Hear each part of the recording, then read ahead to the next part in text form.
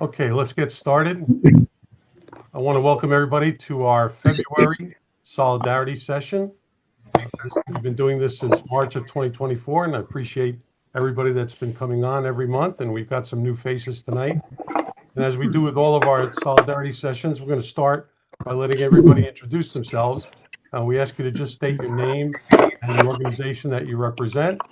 If you don't have an organization, you can state that as well. So, and then we're going to have our guest speaker. And as I said, we're going to do our absolute best and end the IBM call at just before 9 o'clock because some people have wanted to get to a television at 9 o'clock. So, all right, so we're going to get started. I'm going to ask you to introduce yourselves based on how I see you on my screen. It may not be the same as it is on your screen. So first off, we'll start with Jim Scanelli. Yeah, hi, good evening, everyone. Jim Scanelli. I'm the past national president of Montville Unico. On the board of directors of the Italian American One Voice Coalition, and I'm also a member of NAGA. Thank you. Tara, you're up. Hi, I'm Tara DeLeon from Easton, Pennsylvania Unico, and we're members of Italian American One Voice Coalition. Thanks, Tara. Eric, you're up. Hey, I'm Eric Piedaluga. I'm not part of any organization, but my grandfather was of Genoese descent, so I like to defend Columbus. Thank you. Okay, Martha, you're up. Yes, my name is Martha Lanzalotti. I'm from New York, and I'm a member of the Italian American One Voice Coalition. Thank you. We have somebody new here, William Brotherton. Yes, my name is William Brotherton. I'm the principal of the Brotherton Law Firm, and I've been involved with NAGA ever since it started. I sued the University of North Dakota when it tried to get rid of its Fighting Sioux name, and unfortunately we lost, but I'm very interested in preserving Native American heritage. Great, thank you for being with us. Okay, Robert DiBiase. Buonasera a tutti. I'm the Chair Emeritus of the New Jersey Italian Heritage Commission, also with the Italian American Task Force to assist other states in forming commissions, and I'm a proud member of Italian American One Voice Coalition. Thanks, Bob.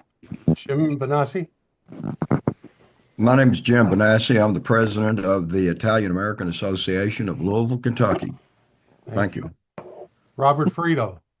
Hey, good evening, everybody. I'm the National Vice President for the Order Sons and Daughters of Italy in America and the immediate past president for the Commission for Social Justice, Order Sons and Daughters of Italy in America. Thank you. Thank you, Robert. Kathy Mach. Hi, I'm from Cleveland, Ohio and Cincinnati, Ohio, and I am a NAGA representative networking with schools nationwide. Thanks, Kathy. Tony Santorelli.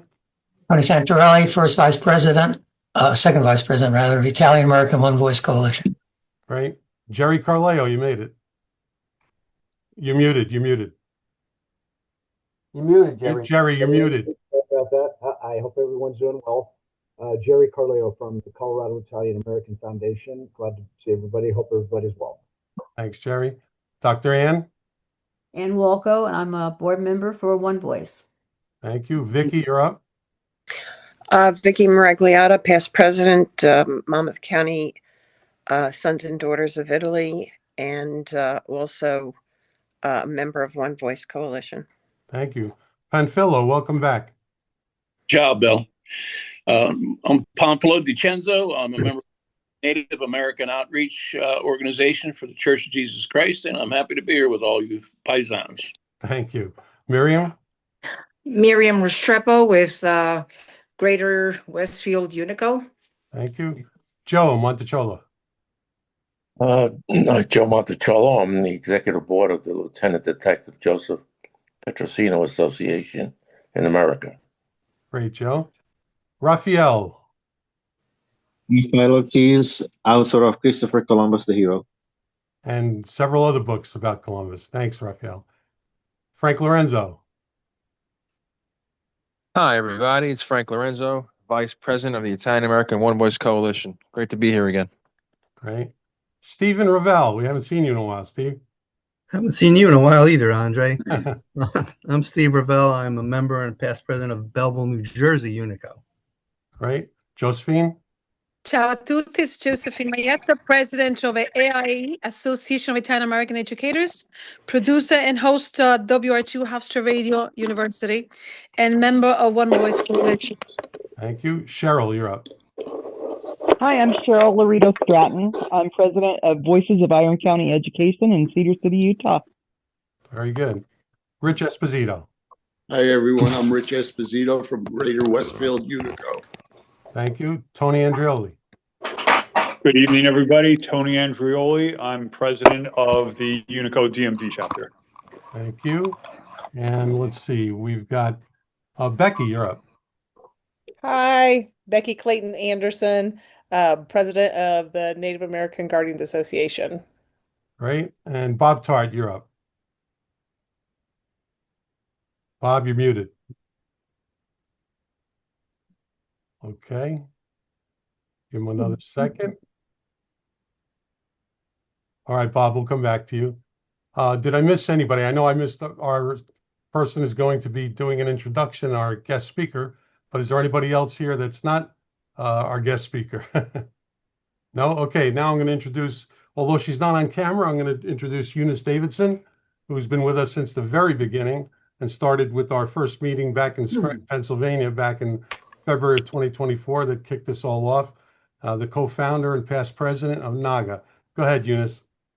Hi, everyone. Glad to be here again tonight. I'm always happy to hear everybody, especially the Italians, to learn their history. I've been talking with some of you in the background. So anyway, but yeah, I'm Eunice Davidson. I'm a tribal enrolled member of full blood in the Spirit Lake Nation here in North Dakota. And as Andre said, I'm co-founder, past president of Native American Guardians Association. And you want me to introduce? Yes, please. Okay, so I'm very happy to introduce this next gentleman, Chap Petersen. I've known him since 2014-15, I believe. And Chap has been just such a rewarding guy to have on our team. He's always represented Native American Guardians in any capacity. He's done so much pro bono work for us. He's just a wonderful guy. I don't know what else I could say. That he's just an excellent guy, and I think you're going to find him very interesting when he talks about our lawsuit. Chap Petersen. All righty. Andre, I'm Chap Petersen. Should I speak next or? You're all set. Now the floor is yours, Mr. Petersen. You're our guest speaker. Happy to have you here tonight. Well, first of all, thank you. My baptized name is John Petersen, and my dad was also John Petersen, and I got nicknamed Chap as a young boy, and it's stuck ever since. So please feel free to call me Chap. It's an honor to be here. I'm an attorney in Virginia. I've been practicing this will be my 33rd year. And as Eunice said, I've been the attorney for Native American Guardians Association since really 2015. And I got involved with the organization. I spent 16 years in the Virginia State Senate, which sounds like a term for a serious crime, but actually I was elected 4 separate times. And while I was serving there, I got very close to the Washington Redskins. I had grown up as a Redskins fan, had been a season ticket holder, and the team was based in Virginia. They had their training camp there. And along the way, I worked with the team when they were being challenged under their own copyright issues. And at one point, I, as an attorney, had written a brief and cooperated with the Native American Guardians, pushing back on a lot of misinformation on the name and term Redskins and just on Native history in general. And through that, I got introduced to NAGA. And through that, I met Eunice Davidson. And I think the first time I met Eunice was in 2015. But since that time, I actually would have annually a Redskins Pride event in Richmond during our legislative session, and would invite Eunice and people from NAGA to be there. So people had a chance to really meet actual tribal leaders and talk to Native Americans, tribal leaders, and just ordinary people, get a feel for how a professional sports team could actually represent a people, represent a history. And I really bring that up now because, we're in the aftermath, and I know people are going to watch the State of the Union speech in a few minutes. where sports is very important in American society. And if you don't believe me, just look at what happened with the USA hockey game a day ago, where it's a chance for people to take pride in themselves, take pride in where they're from, and take pride in what it symbolizes. And to me, being a Redskins fan, the fact that it was affiliated with Native Americans and with Native American tribes was important. I'm not Native. My father was Scandinavian, ergo the name Petersen. I decided not to follow the Vikings, decided to follow the Redskins instead. But the point's the same, that symbols and names are important. And I got, as I was representing NAGA, one of the things that came up was this issue of states and localities seeking to actually ban names that had a native origin or a native derivation, whether it's names like the Chiefs, the Warriors, the Indians, the Redskins, obviously. And then not just going past that, but actually banning symbols, whether it's a tomahawk, whether it's an arrow, whether it's what have you, the representation of the Washington Redskins, which was Chief Two Guns Whitecap, who was a historic figure from the Blackfoot tribe in Montana and a very well-renowned person. And it bothered me on several levels. One is I'm an American. I don't really claim any other affiliation, but I take great pride in American history, all aspects of American history. And it bothered me that one aspect of American history, which is to say the foundational tribes, the foundational first Americans, was literally being canceled before our very eyes. That bothered me. The second thing is, and I tell people I'm a little bit of a constitutional absolutist. I've been practicing law for a long time. I've also been teaching constitutional law for almost a decade. I've taught at George Mason University, which is our local state university here in Northern Virginia. I teach right now for a Korean university. I teach a remote class. For what it's worth, my wife is Korean American. And I believe very strongly in the principles behind the American Constitution. And there's two that's relevant here. The first is the First Amendment, which says Congress shall pass no law abridging the freedom of speech. And what that means is just what it says, that Congress, or for that matter, state legislatures, cannot pass laws that restrict the types of words that we use or symbols that we use or the expressions that we make, particularly when they're not profane, they're not threatening, but rather they just express an idea. And the idea that you can ban the name Indians or ban the name Warriors or ban a symbol that's attributable to a native people is an obvious violation of the First Amendment. It's really not even a close call. And I was a little bit shocked to see elected officials that would propose this. The second part is a little bit more nuanced, but frankly, it's more important. And, living in Virginia, I grew up around the Civil War and I had ancestors that fought on both sides.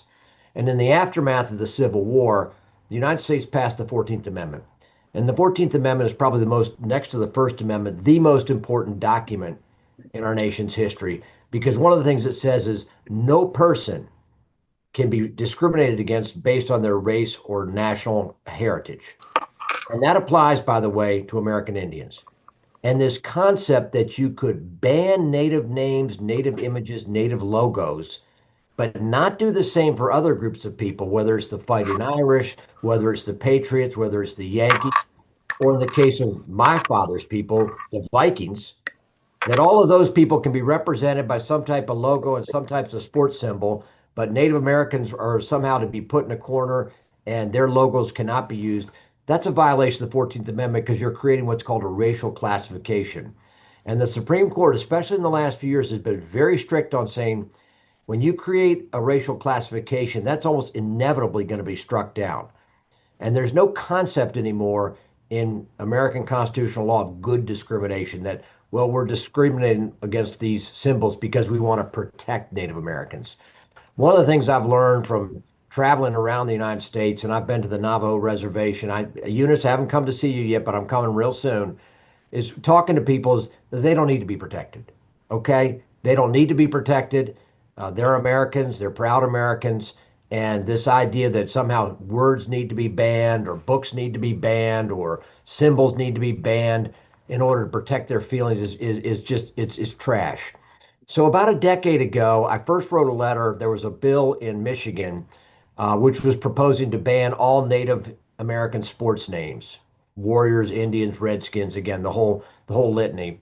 And I wrote a letter to the Michigan State Legislature saying this is a violation of the 14th Amendment. You're not doing this to any other group. And at the time, that honestly, people just laughed. They're like, "Oh, you're crazy. No one else is saying this."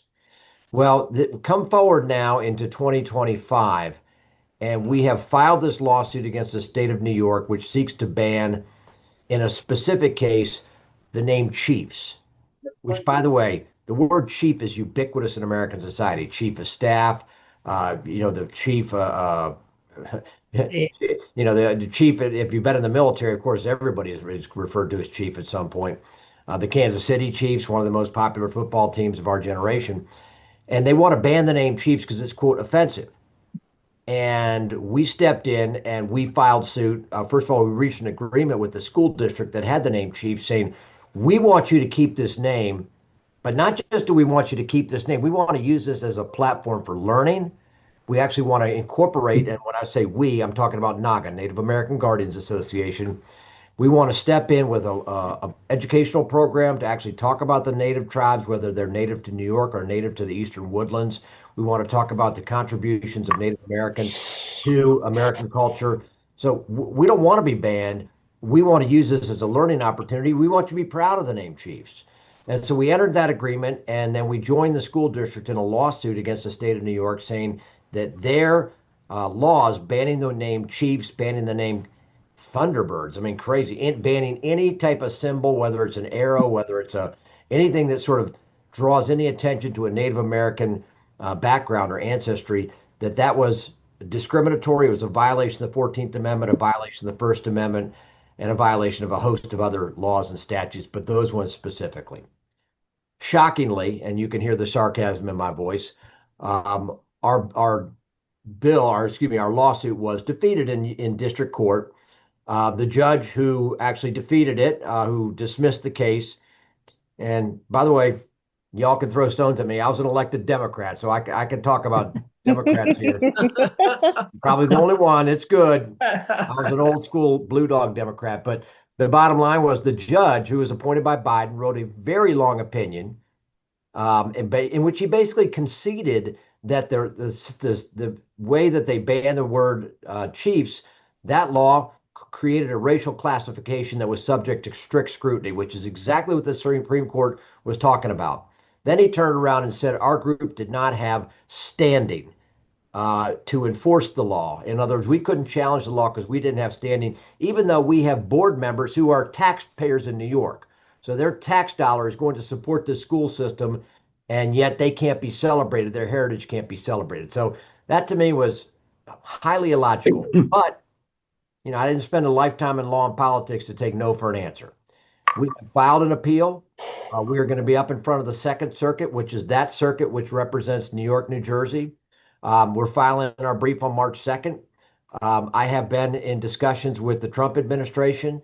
The Secretary of Education had earlier spoken at one of our press conferences. She had earlier, her department had actually issued a Title VI finding of racial discrimination, a violation of Title VI against the state of New York for banning Indian names, Indian logos. So we're going to be bringing all those forces to bear. I am just one little lawyer. I'm here. My wife and I co-own a law firm. I've got 6 attorneys that work for me. So I'm just, one small business owner taking on, the whole state of New York. But I've got great clients. They're people I've been with for a decade. And most importantly, we've got the truth on our side. And I've never been afraid to walk into a courtroom as long as I know my client's on the right side of not just the law, but also the morality of it. And here, our goal, and again, I'm saying I'm not claiming to be American Indian, I'm not, but our goal as an organization is really to preserve Native history, preserve Native traditions, preserve Native images, because they're such an important part of American history. And so, Andre, it's really an honor to speak here. I had a big argument in Virginia Court of Appeals today. I was having dinner with my wife, and she was wondering why I was running back to the office at 8 p.m. But, I'm really proud to speak to your organization and happy to answer any questions y'all have about our litigation and what we're doing. I do anticipate our case will go to the U.S. Supreme Court. And once it gets there, I expect we will win, because I think that the principle we stand for, which is non-discrimination, no good discrimination, and banning words and banning symbols is a violation of both the First and 14th Amendment, and just stupid, by the way. I think that's gonna hold. So happy to answer any questions, and once again, it's an honor to represent NAGA. Great. Well, we appreciate you being here, Mr. Petersen. It was very interesting what you said. And I'm going to ask everybody if you'd like to ask a question, if you use the raise hand, which is at the bottom of your screen. But before I do that, I want to tell you why it was really so good to hear from you, because we've got a lot of things that are aligned with what you've been doing. The Italian American One Voice Coalition, Frank Lorenzo, who's on the call with us tonight, he's our executive vice president, and he held a legal study group that put together some volunteer attorneys, and they determined that Italian Americans are a cognizable group under the 14th Amendment. Right. And so when a town in New Jersey, we chose a specific area, a town in New Jersey tore down the Columbus Monument during that whole situation, 2020, with the George Floyd situation, and because that was offensive to other people. And so therefore, we've also determined that Columbus is also an iconic symbol to Italian Americans. So we filed a federal suit in 2020, and they threw everything at us, Mr. Petersen. They tried to get it thrown out 3 times. We prevailed on those 3, and then finally we did achieve standing. So we were able to achieve standing, and the judge had us go through 2 required mediations, which were a total waste of time. I personally participated in those, and they just would not listen to anything related to the settlement of bringing the monument back. So we're still in federal court. It's been over 5 years, and we're still in federal court. And like you, we're ready to go forward to the Supreme Court. And we see a lot of things aligned with what your effort is doing. And actually, that's why I was so pleased to have you on here tonight. And so at this point, I just want to ask Frank Lorenzo. Frank, did you want to make a comment? I know you're dealing with your kids there, but it's up to you if you wanted to make a comment right at this point, Frank. Hi, everybody. Yeah, just really quick, if I'm able to. There's so much similarities between what NAGA is doing with what we're doing. And I think we should just really support one another, especially with these lawsuits, because they're going after Native Americans, they're going after Italian Americans, and I think shortly they're going to be choosing some other group that they don't appreciate or don't like, and they're going to try to use the law to discriminate against them. But I think we should just work more closely together, really as just one giant group, helping each other with these lawsuits, because if we can win these lawsuits, it's going to turn the tide, and it's going to be a watershed moment for both Native Americans and also Italian Americans, in my opinion.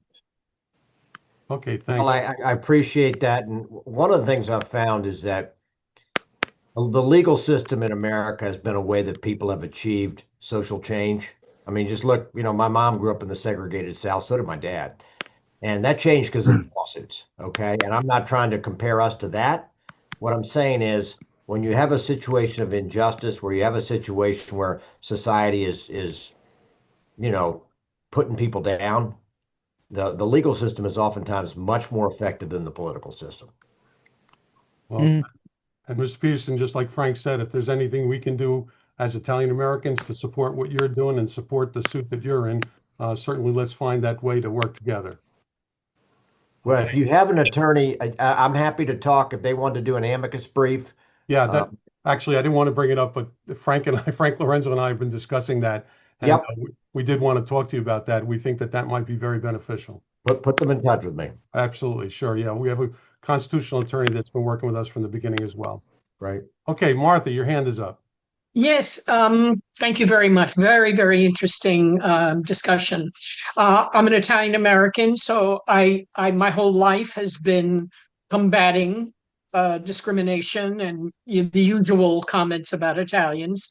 And I know that a lot of it these days comes from the woke mob. Where did the idea to ban the Native American language from their symbols come from? Was it the woke mob? Was it the Native Americans themselves? Or what do they expect to replace it with? I'm a New Yorker, so I'm used to all the chaos in New York. Okay. Especially now. But banning the chief's name, what did they expect to replace it with? What name do they want to put to it? I'm confused about their idea. Well, I mean, like I said, I grew up in.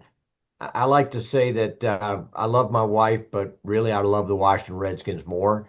And I mean, I always tell my wife, let me know when you've won 3 Super Bowls, and then we can I hope the reevaluate. door's closed there, Chap.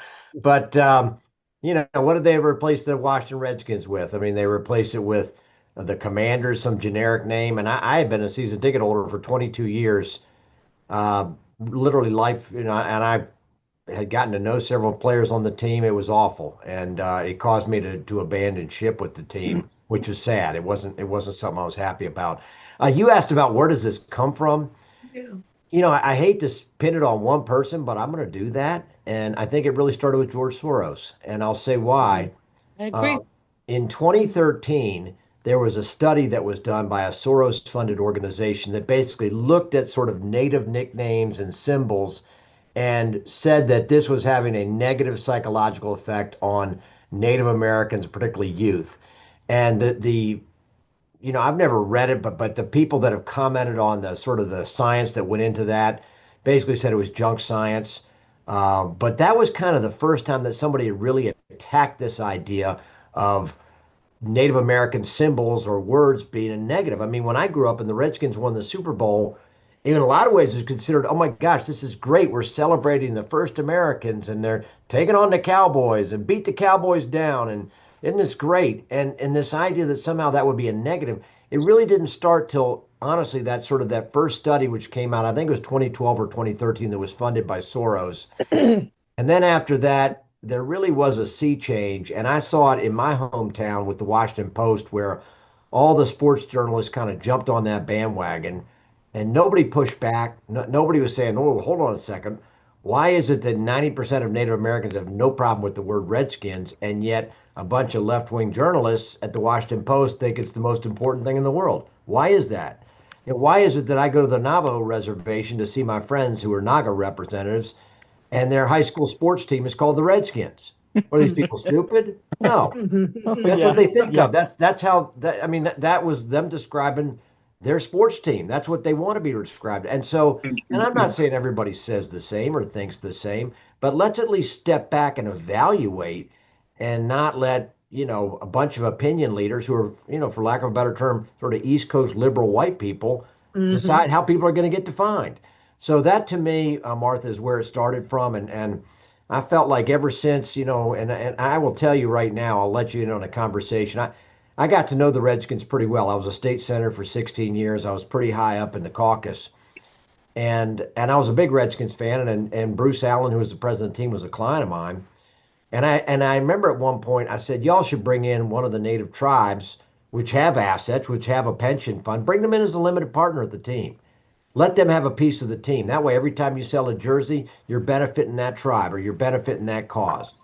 And honestly, the Redskins ownership and leadership was a little bit late to kind of pick up on that. They're like, oh, no, no, we got it under control. Well, they didn't have it under control.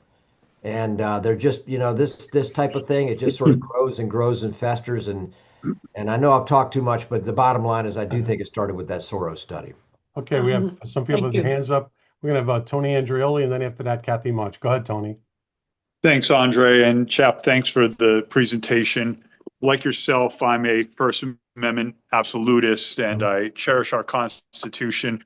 I think that these attempts that you mentioned from the woke left, from Soros, the intent is really control and an attempt to create a totalitarian system here in the United States. And I may reside near you. I'm in Northern Virginia, in Arlington. I'm also an attorney, so it'd be great to meet you if you ever want to grab a drink or a coffee sometime. Absolutely. Well, Tony, that's great. I was actually just at Arlington County Courthouse at a Virginia Court of Appeals argument today. So I get up there, and my district was kind of Western Fairfax when I was in the state Senate, but appreciate the kind words and glad to know we get some people to think the same way. Great. Kathy, you're up. Hi, I've been following this movement for 52 years, and it started when it started before I was a freshman in high school at age 14. And I listened to Susan Schoen Harjo a Native American broadcasting from the top of the Empire State Building, first ever Native American radio talk show. And I could receive it in Cincinnati, Ohio.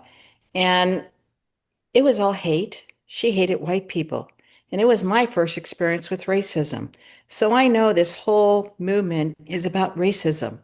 She only wanted Native American schools to use Native American names, nobody else. And I am so happy that I'm so happy to see that we're at the level we're at with the Secretary of Education ruling this discrimination.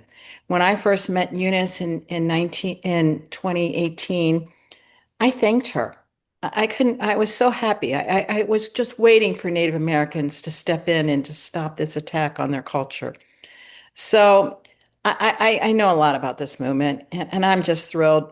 Thank you for what you're doing, Chap. I Well, appreciate it. let me just say, and Eunice Davidson and Becky has come on and become a leader, but Eunice has been at this for over a decade, and you will not find a woman with more integrity in the United States of America.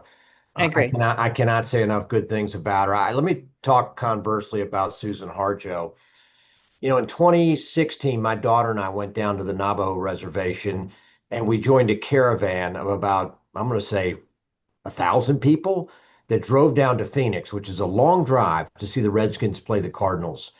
And the number of Redskins fans that were in the stands with jerseys on from the Navajo Nation, there were thousands, thousands.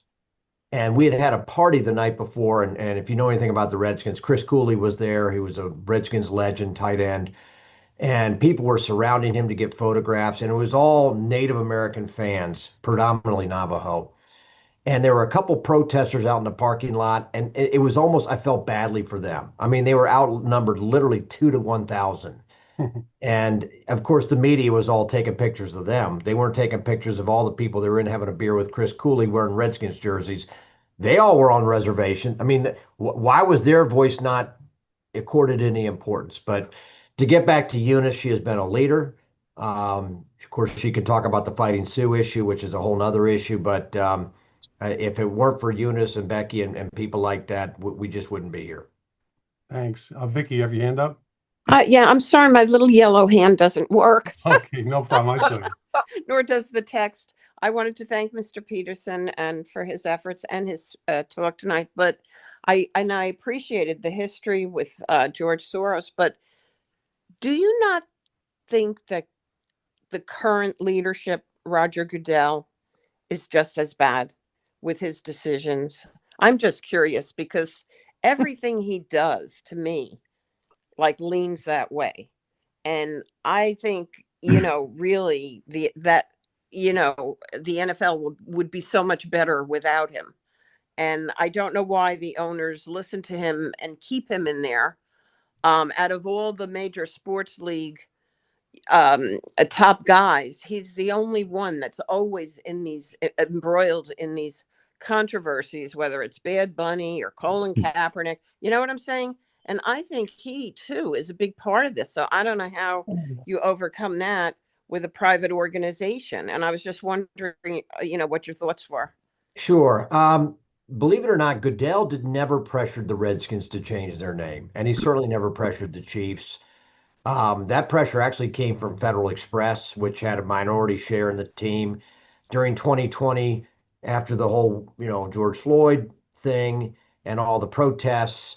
And it was at that time, I mean, the team had held their name up through 2020. They'd even gone to the draft and drafted players. It's still the Washington Redskins.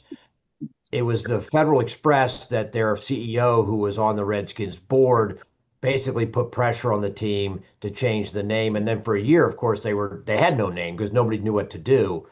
And Dan Snyder, to his credit, and he did a lot of things wrong as the owner, believe me. But he was consistent on the name, and then suddenly he wasn't. I think he just wanted to sell. I think he got tired. So Vicky, I do think Goodell is overpaid. I think the season's too long. I think there's a lot of problems with the NFL that get swept under the rug. I will say he wasn't terrible on this issue for what it's worth. That's just my opinion, though. Okay, thanks. I'm glad to hear that. Okay, anybody else have a question? I do want to give, oh yeah, go ahead, Bob. Sorry. If I may, Chat, thank you so much. It was very interesting to hear your points of view on this. But let me ask you, are any of the Indian nations in New Jersey assisting you in any way? Do you have any contacts with the Lenape or any organizations in New Jersey? You know, the short answer to that is no. And Bob, if you're going to push me some names and contacts, I'll be happy to talk to them. Our Well, offline, organization, I will yes, send you please do. some info offline, and you and I can Yeah, and collaborate on this because Andre has been pushing this for years now to try and get. We have an organization that has a commission in New right. Jersey. They just don't use the commission. So, and they have a large presence in South Jersey. So we can do Great. something. Yeah, I'll do get you that. some I would info. love it. I'll make the connection, guys. Don't worry. Any other questions? Because I do want to give you an update. You may all remember that I took, and Chap certainly will, if you could just stay on and just hear some of the stuff Sure. that we're going through, and if any other questions come up. But we, as you know, we took a position when the new Governor Spanberger, when she was elected, she one of her things was that she was supporting the removal of Columbus Day in Virginia. And you know, as you know, I wrote to her personally, and I asked other people to write. And it must have worked because today I received a notification from one of the aides there that they've said that that bill is now put on the table and they're not going to bring it back up until 2027. Good. Oh, great. At Good. least, Good. at Good. At least, at yeah. least for this Work. year, we don't have to worry about that.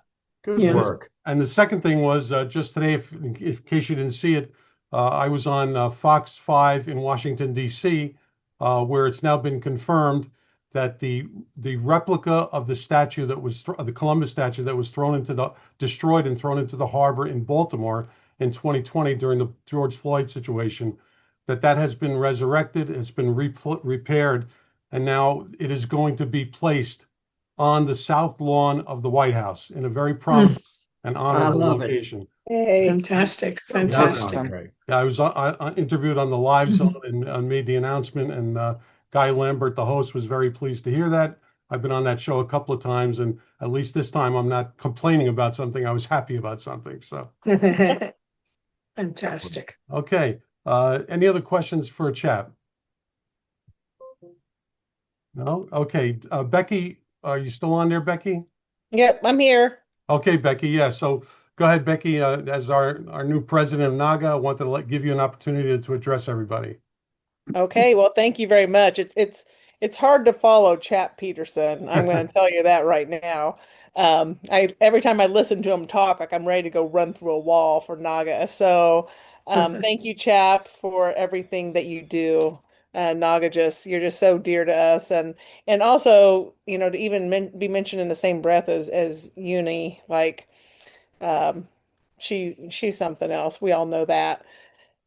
So as the president of NAGA, you know, we're trying to clean some things up. We're trying to really dial in and focus on not going in so many different directions. And I know that our focus is on fundraising and for the lawsuit. And so that will continue to be our focus is raising money to help pay towards the expenses that CHAP is incurring fighting this fight with us. Our second area of focus is we want to have a NAGA distributed survey. And as Uni and I go through and we're starting to look into what that's going to entail. Anybody that has advice or input for us in this, we would love it. We would appreciate it. But we are right now we're working on grants so we can facilitate our own survey. Our hopes with the survey is to measure awareness of what NAGA does, attitudes toward Native American representation, and openness to NAGA's mission. And so, you know, if there's anything if anyone has ran a nationwide survey before and they have any kind of advice or input, please get a hold of me. We're looking for survey methods. We're looking for outreach and distribution ideas. We obviously are looking for Should all questions have options for answers, or should some be open-ended? So we're in the very, very early stages of putting the NAGA survey together, but it's a huge undertaking. Eunice and I are very excited at getting this together and distributing it, and so that we can have our own data that will support, ideally support what our mission holds strong and dear. So that's really all I have. I mean, I know we're getting ready for the big speech tonight. But again, if anyone, there's a lot of people on this call, if anyone has any area of expertise or suggestions or advice for us as we start these beginning stages to have our own survey, Eunice and I would definitely appreciate any help. Okay, Becky, just as you were speaking, I got something in the chat that Dr. Mary, who attends our meetings, she said that she's been involved with this. I don't know if Dr. Mary, did you want to come on and say something about it? I'm happy to help. I mean, I was a project manager for a number of credit card organizations who wanted to develop post-call surveys. So they wanted to see whether they're, I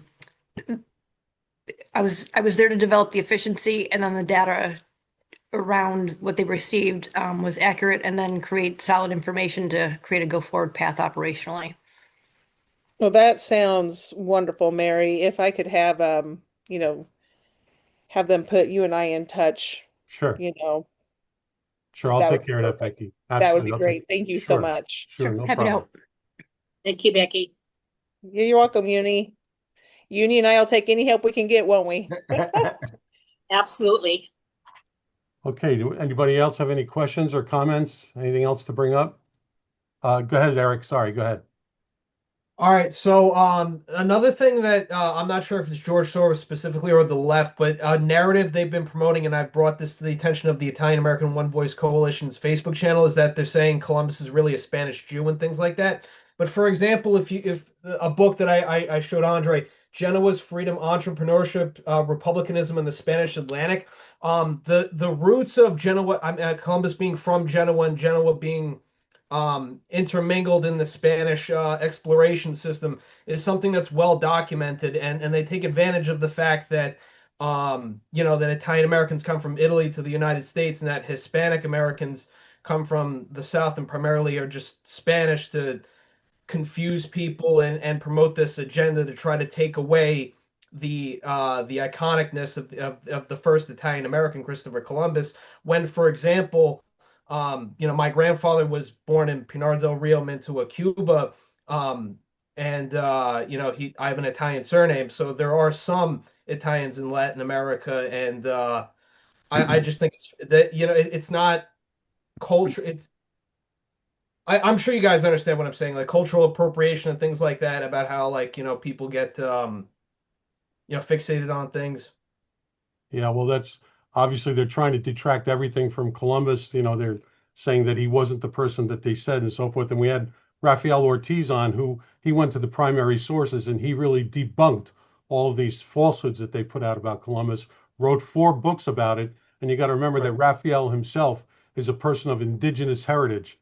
So, to have somebody of indigenous heritage dispute all these things that they're saying has been a real benefit. And there's been a number of times where we've spoken at school districts and towns where we've presented the books to the local elected officials and stuff that Raphael has written, and it really shuts them down when they hear the facts about it, and not what Howard Zinn perpetrated in his anti-American book against Columbus. So you're right, Eric. They'll do anything to try to detract from him. Yes, Vicky, go ahead. Just 2 things real quick. Andre, I know you probably saw that Chicago decided to put Mother Cabrini after 4 years after the removal. But I have a question for Chap, and that is, given the fact that these teams are privately owned, upon success of the suit, what would happen? Well, Victoria, that's a great question. And if it's a privately owned team, we can't force them to do anything. I mean, that's what I thought. They changed their own name. Now, I would love to see them change it back, but I can't stop a private team from changing their name anymore. And I can stop a private business from changing their name. What we oppose and what is legally unconstitutional is when the state passes a law that mandates a particular decision by a local school board, or that bans a word, or that bans an idea or an expression. That's unconstitutional. I will also say, and this is kind of where Eunice and the North, the Fighting Sioux come in. The NCAA is not a public organization, it's a private organization, but they act as a quasi-government. Basically, the majority of their members are public universities. And the way they effectively act as a quasi-government. And I've made the point that to the extent that the NCAA has tried to ban Indian names and ban Native American images, that in and of itself is unconstitutional to the extent that these are taxpayer-funded state universities. And I think that's where it becomes much more of a gray area. I will say with professional teams, as much as I hated the Redskins for changing their name, at the end of the day, they're a private organization. Are they totally private? I mean, when they got the new stadium, wasn't there well, public funds? They tried to get the state government of Virginia to pay for that new stadium, but a certain state senator flipped on that and basically said no. That was 5 years ago. So they went back to D.C. D.C., as you can imagine, is not helpful to us. We have talked to President Trump through intermediaries about, to the extent that the federal government does lease land to the team, that they ask the team to recognize their historic legacy, recognize the team name, which was the Washington Redskins, not the Washington Commanders, which is a meaningless affectation. But again, we're dealing with a private organization. It's the high schools and the universities. That's the one that we focus on because those are public taxpayer funded institutions. Okay, great. Thanks. Yes, Tony Santarelli. Yeah, I don't know how many people listened to Marco Rubio's speech in Munich, but if you remember when he was talking about Western civilization, what's the first thing he said? The great Italian explorer. Yeah, I heard it. Very first thing he said. Yeah, well, I was going to bring up that the Danish got here first, but maybe I shouldn't say that. No, don't say that. Leif Erikson, right? Leif The Erikson, the Vikings. The Vikings. Go ahead, Anthony. Yes, I'm going to address this to Becky since you're the president of NAGA. A couple of years ago when we started these meetings, I remember being on the call and they were asking some of us to join, which I did. You know, I paid the dues. I remember Tara De Leon also joined at that time. Since then, I don't think I've received any emails or updates from the organization, but yet I was a member and I don't even know about renewing my dues. So I just have that question. Do you send out emails to the members? Well, thank you for your question. I'm going to have to defer to Uni simply because even though I am the president as of January 1st, I am probably the newest board member also. So I don't have a lot of the information as far as what we're doing with our communications with our members. Eunice, do you have an answer? Yeah, I can answer that. Thank you. Yeah, our former president, that's why he was taken off the board and president, is he wanted to stop with the Italians. So we asked him why. We can't do that. Most of us wouldn't do it. Well, he did, and probably the reason was he thought we were going to just get rich from the Italians. We told him, no, Tony, that's important to unite with each other and help each other. Well, anyway, that's what happened. But I think we are going to start sending out letters to who wants to join again, send out their certificates like we did before. But that is going to happen again. So yeah, we'll get a hold of you. Our secretary will be getting hold of everybody who is a member, and if you want to do your membership, but just keep. Okay, thanks. We have two more questions, and then we're going to wrap up. William, you're back on with us. Go ahead. All right. I just wanted to throw in. I'm an attorney in Texas, and kudos to Chap for everything he's done. But I also wanted to mention I am a Native American and a member of the Abenaki Nation in Vermont, and I served tribal council for 4 years. And we had a vote to remove Columbus Day and replace it with Indigenous Peoples Day and make a recommendation to the Vermont legislature. And I was the only one that voted to keep Columbus because I told my fellow council members, I said, Indigenous Peoples Day sounds like you're making a day for people that were just kind of standing around waiting for something to happen. Right. Anyway. Well, we appreciate you keep voting for Columbus Day. Thank you very much for that. It Kathy didn't Bunch, you're up. work. Kathy, you're up. Messages for Chap. If a school system goes against the majority of taxpayers who support the Redskin name, and the school board decides that they're going to just do away with the name against the majority, is that a freedom of speech violation plus a 14th Amendment violation plus a Title VI violation?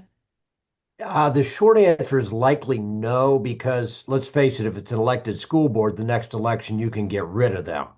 I mean, the school board can change names to the extent that they have some type of discriminatory intent. Maybe you could sort of bring that up. Again, what I'm most interested in is the state laws or state policies in which they withhold funding. In New York, they literally said, if you don't get rid of these names and nicknames, we will withhold funding, which of course the New York State Constitution says they have a duty to fund public schools so the children can learn. So that's frankly, Kathy, what's on my absolute front burner. As far as the individual school boards making decisions, I do think they have some discretion. I do think, though, that to the extent that there's a discriminatory animus, you can certainly make the argument that that's discrimination. It's not as plain and obvious as a state law, but I do think if they say, you know what, we're just going to get rid of nicknames or names that recognize Native Americans, but we will recognize, for example, the Yankees and the Patriots. Yeah, I do think that's racial discrimination. That's a violation of the 14th Amendment. Well, in our school system, it's so large they have two high schools.